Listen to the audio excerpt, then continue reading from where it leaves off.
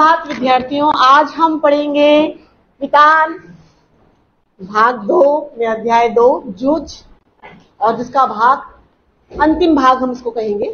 आज ये खत्म हो जाएगा पाठ। कल तक जो हमने पढ़ा था बच्चों, वो हमने पढ़ा था कि जब आनंद यादव अपनी कक्षा में गया तो उसको कक्षा बिल्कुल अनजानी सी लगी।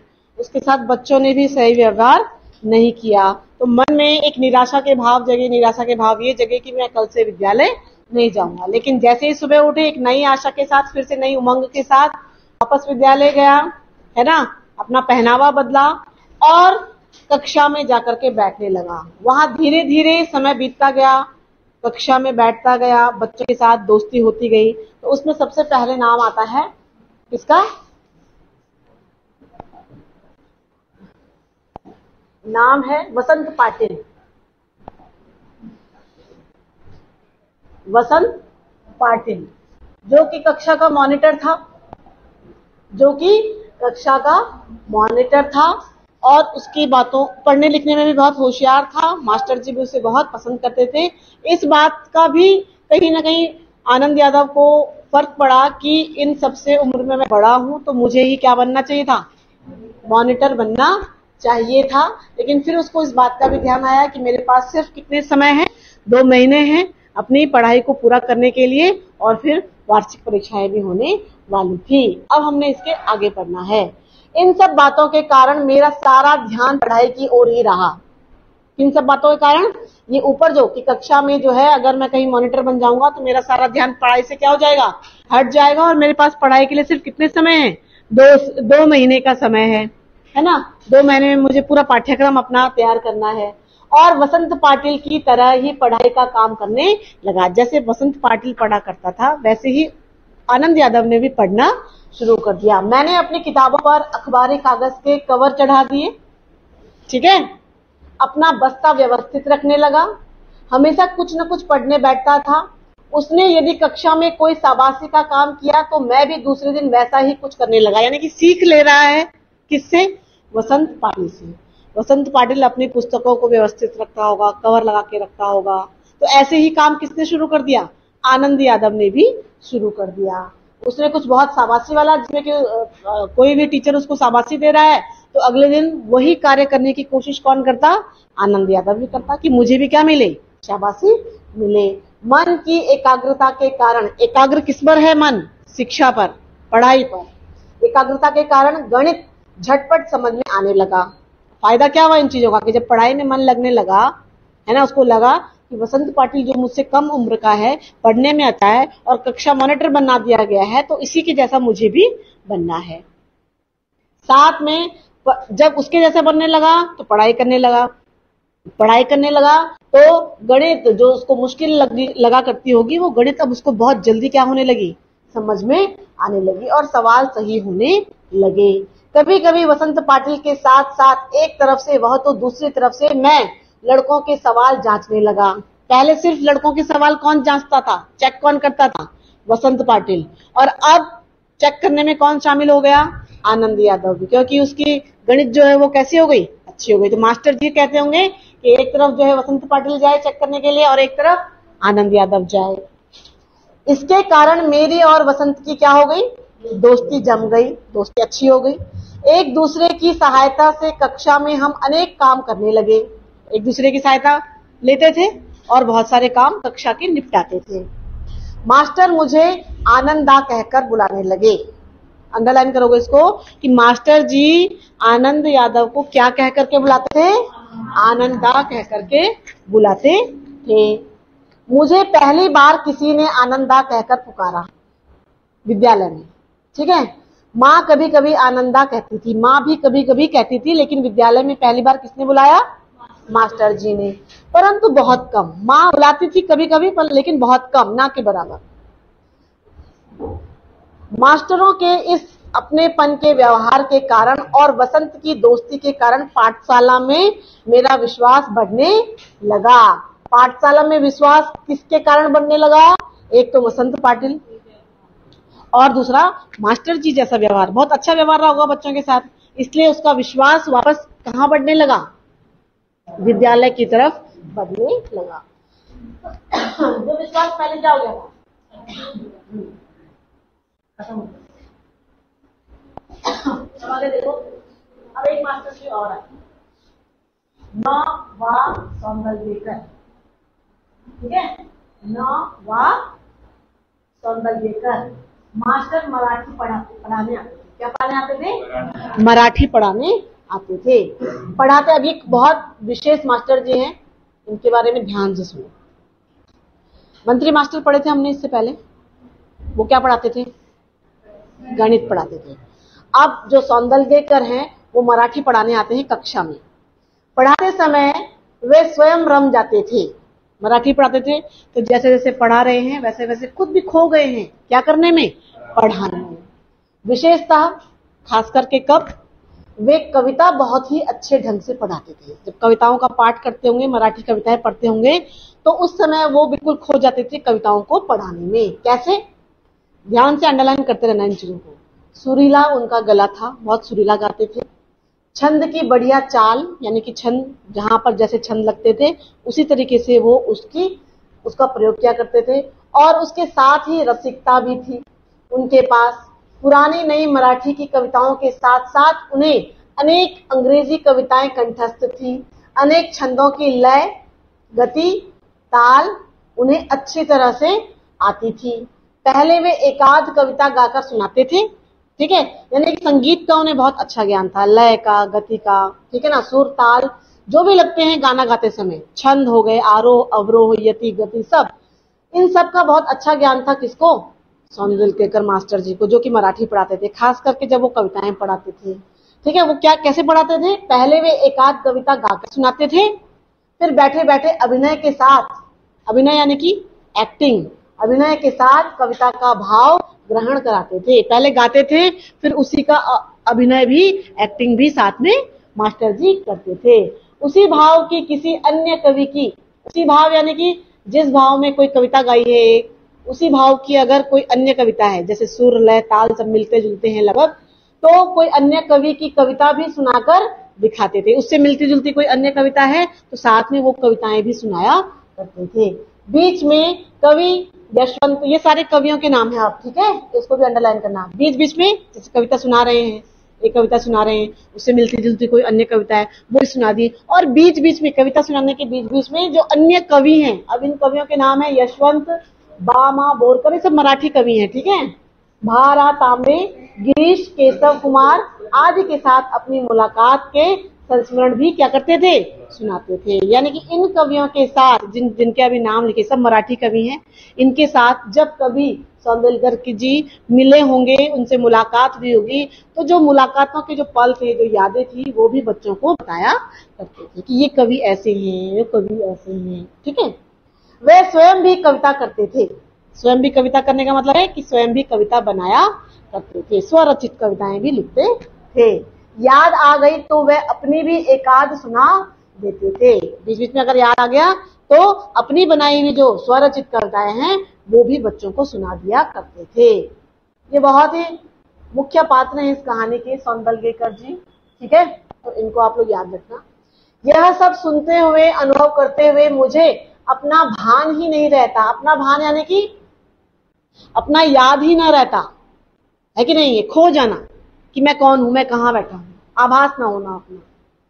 मैं अपनी आंखों और कानों में प्राणों की सारी शक्ति लगाकर दम रोककर, दम मतलब सांस, श्वास रोक करके मास्टर के हाव भाव, मास्टर जी के जो हाव भाव होते थे, यानी कि एक्सप्रेशन चेहरे के, ध्वनि उनकी आवाज, गति यानी कि आगे बढ़ने की जो स्पीड होती है, चाल यानी कि कौन सी छंद से गा रहे हैं, कब रुक रहे हैं, कब बढ़ रहे हैं, और रस पीता जाता। जिस रस में, जैसी रस की कविता होती, करुण रस की है तो करुण भाव, हास्य रस की है तो हास्य वाले भाव, जैसे रस की कविता होती वैसे रस की कविताओं को मैं बड़े ध्यान से सांस रोक करके, ध्यान लगा करके मास्टर जी को देखा करता कि कैसे मास्टर जी हाव भाव अपने दे रहे हैं, एक्सप्रेशन दे रहे हैं, किस चाल से गा रहे हैं, किस गति से गा रहे हैं, कब रुक रहे हैं, कब आगे बढ़ रहे हैं। ये सारी बातें कौन सुना करता ध्यान से? आनंद यादव। किससे? मास्टर सौंदर्यकर जी से, ठीक है। सुबह शाम खेत पर पानी लगाते हुए या ढोर चराते हुए अकेले में खुले गले से वे सारी कविताएं मास्टर के ही हाव भाव, यति गति और आरोह अवरोह के अनुसार ही गाता। कौन गाता? आनंद यादव खुद के लिए कह रहे, क्योंकि वो ध्यान से कक्षा में सुन रहा है ना कि मास्टर जी कैसे पढ़ा रहे हैं, कविताओं का वाचन कैसे कर रहे हैं, कैसे सुर लगा रहे हैं, कैसे लय है। तो वही काम वो जब सुबह शाम खेतों में जाता था ना काम करने के लिए, विद्यालय जाने से पहले और विद्यालय जाने के बाद, तो खेतों में तो कोई नहीं होता, सब हम अकेले होते हैं, वो भी अकेला होता था। तो वो क्या करता था कि कोई नहीं देख रहा है तो अपने खुले गले से ऊंची आवाज में क्या करता, मास्टर जी के द्वारा जो कविताएं होती थी, जैसे मास्टर जी गाते थे, जैसे मास्टर जी अपने हाव भाव दे रहे हैं, एक्सप्रेशन दे रहे हैं, वैसे ही यति गति, यति मतलब रुकना और गति मतलब आगे बढ़ना, है ना। और आरोह अवरोह, आरोह यानी कि आगे बढ़ना, चढ़ना, और अवरोह यानी कि उतरना। यानी कि संगीत में जब क्या होता है, सुर जब ऊपर चलते हैं तो आरोह, और जब सुर नीचे उतरते हैं तो अवरोह। तो आरोह अवरोह के अनुसार ही गाता, यानी कि पूरी तरीके से मास्टर जी के द्वारा कविताएं जो गाई जाती थी, उनके द्वारा जो अभिनय किया जाता था, जो सुर लगाए जाते थे, वही सुर, वही अभिनय, वही कविताएं आनंद यादव भी दोहराते थे। कब? जब वो खेतों में पानी लगाने जाता था। क्यों? क्योंकि खेतों में उसको कोई नहीं देख रहा है, वो कैसा है, अकेला है, और कितने भी खुले गले से गा लो कोई नहीं सुनने वाला, न किसी की झिझक न किसी की शर्म। उन कविताओं के अर्थों से खेलता हुआ मैं आगे पीछे आता जाता, कभी आगे जा रहे हैं और कभी पीछे जा रहे हैं, कभी अपने स्वरों को ऊंचा उठा रहे हैं, कभी अपने स्वरों को नीचे गिरा रहे हैं। मास्टर जिस प्रकार बैठे बैठे ही अभिनय करते, मास्टर जी कुर्सी पर बैठ बैठ कर ही क्या करते होंगे, अभिनय किया करते होंगे। मैं पानी लगाते लगाते वैसा अभिनय करता था। खेतों में पानी लगाने का काम किसका था? आनंद यादव का, विद्यालय जाने से पहले और विद्यालय जाने के बाद। तो जो काम मास्टर जी करते थे उसको एकाग्रता, ध्यान लगा करके सुना, देखा, समझा, और वही काम कहाँ किया? खेतों में जाकर के किया। क्यारियां पानी से कब की भर गई हैं, इसका भान भी नहीं रहता, इसका मुझे पता ही नहीं, आभास ही नहीं रहता कि खेतों में क्या हो गया, पानी भर गया, क्यारियां भर गई। मास्टर की चाल पर दूसरी कविता भी पढ़ी जा सकती है। जिस चाल से मास्टर जी कविताएं गाते थे, उसको ये समझ में आया कि उसी चाल से, यानी कि उसी लय ताल से हम कोई और कविताएं भी गा सकते हैं। इसका पता भी मुझे उसी समय चला। तो ये चीजें आपने याद रखनी है इस पूरे पाठ में कि आनंद यादव को कब कब क्या क्या पता चला, क्या बदलाव आए उसके जीवन में। ठीक है, एक पैराग्राफ और पढ़ लेते हैं, तो कोई बात नहीं।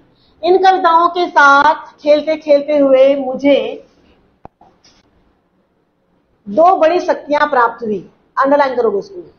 कविताओं का वाचन करता था, है ना, कक्षा में ध्यान से सुना, और वो वाचन जाकर के कहा किया? खेतों में पानी लगाते समय। तो दो बड़ी शक्तियां मिली उसे। ठीक है ना, कौन सी? पहले ढोर चराते हुए, ढोर मतलब जानवर चराते हुए, पानी लगाते हुए, दूसरे काम करते हुए अकेलापन बहुत खटकता था कि मैं अकेला हूं, सारे बच्चे कहाँ जा रहे हैं, स्कूल जा रहे हैं, और मैं यहाँ बैठ करके क्या कर रहा हूँ, खेतों में काम कर रहा हूँ, वो भी अकेले। तो ये उसको बड़ा अखरता था, वो उसको अच्छा नहीं लगता था। किसी के साथ बोलते हुए, गपशप करते हुए, हंसी मजाक करते हुए काम करना अच्छा लगता था। पहले क्या लगता था कि मेरे साथ कोई हो, मैं बातें करूं, मैं गपशप मारूं, ताकि मेरे समय का पता न चले। खेतों में काम करते करते हमेशा कोई ना कोई साथ में होना चाहिए। ये भाव किसके आते थे पहले? आनंद यादव के। ऐसा लगता था किसको? आनंद यादव को, कि जब मैं खेतों में काम कर रहा हूं तो मेरे साथ कोई ना कोई होना चाहिए।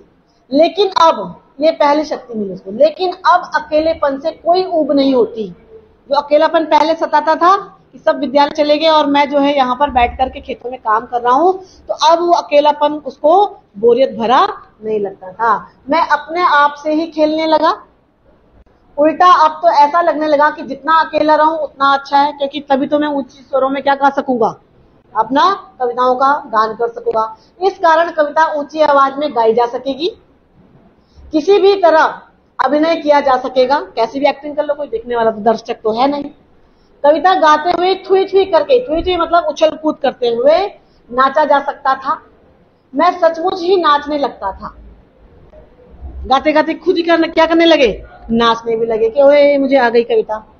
मैंने अनेक कविताओं को अपने खुद की चाल में गाना शुरू किया। दूसरा, पहले तो अकेलापन दूर हुआ, अकेलापन का जो दर्द था वो समाप्त हुआ। अब अकेले रहना चाह रहे हैं, क्योंकि कविताएं गानी भी हैं और नाचना गाना भी है और अभिनय भी करना है। दूसरा, अपनी जो कविताएं थी, जो अनेक कविताओं को अपनी खुद की चाल यानी कि अपनी ही सुर और ताल देने लगा। अपने आप लय बनाई, छंद मिलाए, तुकबंदी करी और किसी की भी कविता को उस तुकबंदी के अनुसार, उस चाल के अनुसार क्या करना शुरू कर दिया, गाना शुरू, यानी कि अपनी धुन, लय और ताल उस किसी भी कविता को दे दी। अनंत काणेकर की कविता, ये भी कवि हैं, ठीक है। अनंत काणेकर की कविता, जिसकी पहली पंक्ति इस प्रकार है, चांद रात पसरिते पाडरी गया धरणीवरी। ये मराठी की पंक्तियां हैं। किसकी पंक्तियां हैं ये अंडरलाइन करना। मराठी में दी गई पंक्तियां और किसके द्वारा लिखित है, अनंत काणेकर के द्वारा। को मैंने मास्टर की चाल से अलग अपनी चाल में बिठाकर गाई। अब आपसे पूछ सकते हैं कि आनंद यादव ने कौन सी पंक्ति को, कौन सी कविता की पंक्तियों को अपनी चाल, अपनी धुन दे दी। अपनी धुन किसको दी, चांद रात पसरीते पाडरी गया धरणीवरी, ठीक है। और जो ये कविता की पंक्तियां हैं, इन कविता की पंक्तियों को आनंद यादव ने अपनी ही सुर और लय और ताल दे दी, मास्टर जी से हट के। यह चाली दूसरी शक्ति है। पहली शक्ति तो अकेलापन, बढ़िया लगने लगा। दूसरा जो है, किसी भी कविता को अपनी धुन देने लगा। यह चाल एक सिनेमा के गाने के आधार पर थी। जो धुन थी वो कैसी थी, कोई फिल्मी गाना होगा, उसकी टोन होगी, उसकी लय होगी और उसकी वही लय और ताल जो है वो किसको दी थी, इस कविता को दे दी। वह गाना केशव करणी जाति नामक छंद में था। ये केशव करणी क्या है, एक तरह का छंद है, मराठी छंद। मराठियों में भी अलग अलग तरह के छंद होते हैं, ठीक है। उस कविता को मैं मास्टर जी की अपेक्षा क्या कर पाता, ज्यादा अच्छे से बोल पाता। अभिनय के साथ गाता था, चेहरे पर कविता के भाव पैदा करने का प्रयत्न करता था। मास्टर को मेरा प्रयत्न इतना अच्छा लगा, उन्होंने 6ठी 7वीं कक्षा के सभी लड़कों के सामने मुझे बुलाकर गवाया।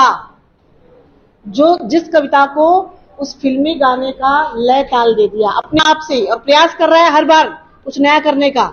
मास्टर जी तो सिखाने वाले हैं, लेकिन वो कुछ नया करने की कोशिश में कुछ नया कर रहा है, तो जिसको कि मास्टर जी ने क्या किया, उसका प्रोत्साहन बढ़ाया, है कि नहीं है।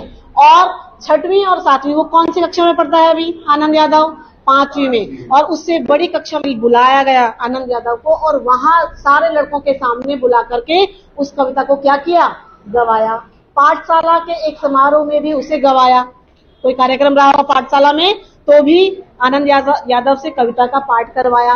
इसके कारण मुझे लगा कि मेरे कुछ नए पंख निकल गए। को आनंद यादव के पंख कब निकल गए, जब 6वीं 7वीं कक्षा के सभी लड़कों के सामने और पाठशाला के समारोह में मास्टर जी ने उससे उसकी कविताओं को क्या करवाया, सबके सामने गवाया। तब उसको नए पंख लगने का मतलब क्या है, जैसे नए पंख निकल गए हो।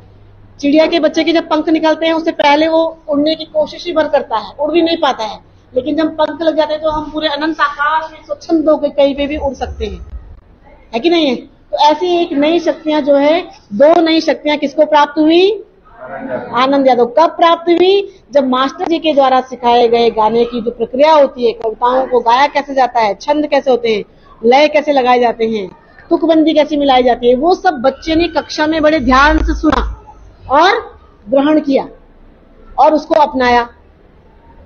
तब वो आप देख रहे हो पाठ के जो लेखक है वो कौन है, आनंद यादव ही तो है। लेखक बनना बहुत आसान बात नहीं होती है, शब्दों का ज्ञान होना चाहिए आपको, और कविताएं लिखना भी इतना आसान नहीं होता। तुकबंदी बनाना, लय सुर ताल मिलाना, ये भी आसान नहीं होता है।